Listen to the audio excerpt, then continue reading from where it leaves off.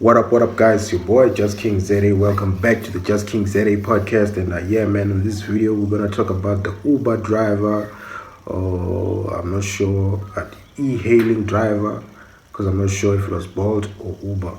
The guy was burnt alive within his car.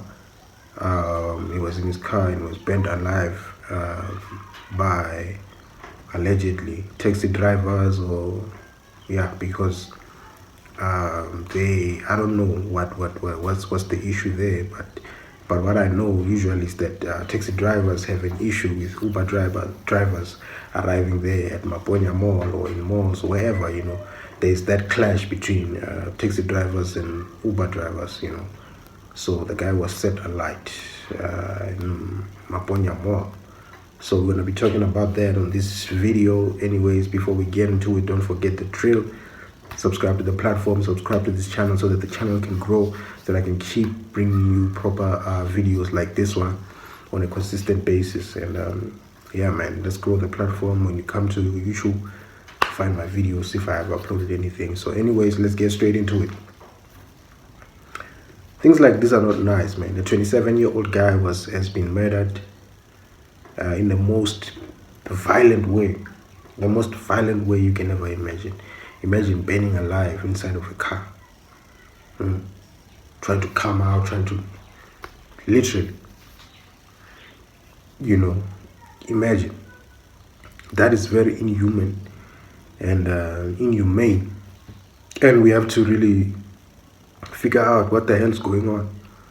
Who are these people that have unalived this guy? Is it taxi drivers? Is it what? Who? So the times like this where you wish that you would have proper forensics in South Africa. Maybe we do, so that we can figure out who does this type of thing. Because it's gruesome. Young man expecting a child set alight. This is a young South African man. I'm not sure, but yeah, you could see on the videos on the news that his family is South African, and they're saying that it's their son and all that. So we really have to figure out what kind of things are these that are happening, and who the hell does this thing. I wish we could go hard on crime and all those things, just like America does, those forensic detectives and all those type of things. Condolences to that family. Hey, this is just a very, very bad thing to happen. So, because I remember, every time you would request an Uber at Soweto and all that, and they would take you there, it would be some sort of issue there in between. Like the Uber driver will always tell you, hey, the taxi guys, they have big issues with us. They have issues with us, coming here and collecting people, So it's been a while, man. Last time I was there, it was way back, 2020, COVID times, So to think that it would escalate to this point, you kind of wonder what was happening there. The story is very, very unclear. It's very unclear to understand that what the hell was happening that day. So for me, in this country, of course, crime, things like this happen and all that, but there needs to be some sort of, and I hope the people that do this thing is not illegal foreigners, it's not for illegal foreigners, criminals, and I hope so, because if it is, that would be crazy. It means now you cannot hunt them down, you cannot find them, they are ghosts, That's the type of issues that there are when it comes to these illegal foreigners that are here in South Africa. Because when they commit crimes, gruesome crimes, that's why they can commit gruesome crimes, like because they know they can run away and go out of the border, come back, and yeah, no one knows them. They don't even have to go out the border. They can, They come in and out of the country as they please. They can just... So the type of things that you are seeing there by the farms, where they unalive farmers and all those things. You know, where they unalive farmers and all those things. So, you know, who did it? So if that's the case, then you are seeing how it's important that we have to deal with this illegal foreigner situation, this lawlessness that's happening in South Africa. You're seeing why we need to really deal with this. This needs to be dealt with like yesterday,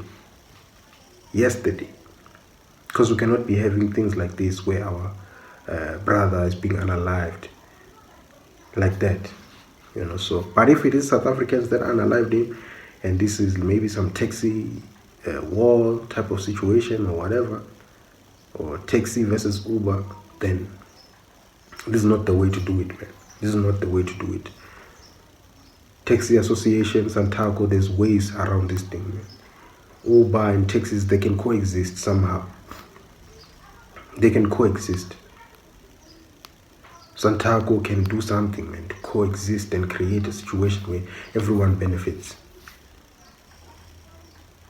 You know, it doesn't have to go like this, where, you know, like, I don't know anything about the young man, but things like this shouldn't be happening. You know, my dream is to have South Africa be a lawful country as it once was. You know, a country that takes care of its people, takes care of, you know, the transition of the economy and everything, to make sure things are functioning the right way. That is what I want South Africa to be. I want a governed South Africa. I don't want a South Africa whereby we're being led by robots and people who have no conscience. You know, so people like General Maponya, you know, people like that, people who are accountable, people who are on point, you know, people who will make sure that things are functioning the way they're supposed to function. Because the way South Africa is currently, hey, it is a gangster's haven. You know, it is a mafia republic. You know, mafias are doing as they please in this country. People are forming cartels and whatever, or do they call it cartels? Like an organizations of whatever. You know, even in the things that you wouldn't think of. You know, so that's not how I let me adjust the lighting. That's not how I envision South Africa to be. We are a people that are very much powerful. You know, we can do better, guys. We can do better in managing this country and making sure that, you know, look at things like the borders, border control, all those type of things. You want to tell me that we can't solve that? You want to tell me that we can't solve that? We can solve that, man. A simple border. It doesn't have to get to this point, guys. But then you turn it into Gotham City. What do you have to gain by making this thing a chaos? South Africa is chaos right now. Why do people have to gain with creating this chaos, allowing this chaos? Now it's just people that are just allowing. They're just allowing. Like, let's allow it. Let's let them unalive each other. Yeah, you guys are completely evil, man. I'm talking to leadership and all that. You guys are completely evil. You know.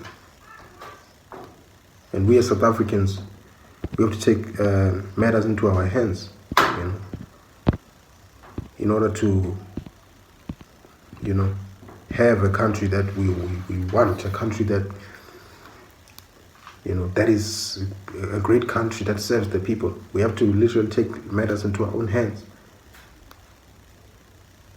Yeah. Struggle after struggle after struggle, like in terms of like struggle after regime in this country. First it was the apartheid, now we are facing this. which is turning into almost it's gonna be an imperialistic type of situation like the rest of Africa. So a lot has to be done. Rest in peace to that young man. Condolences to his family. Anyways, it's your boy Just King Zede signing out.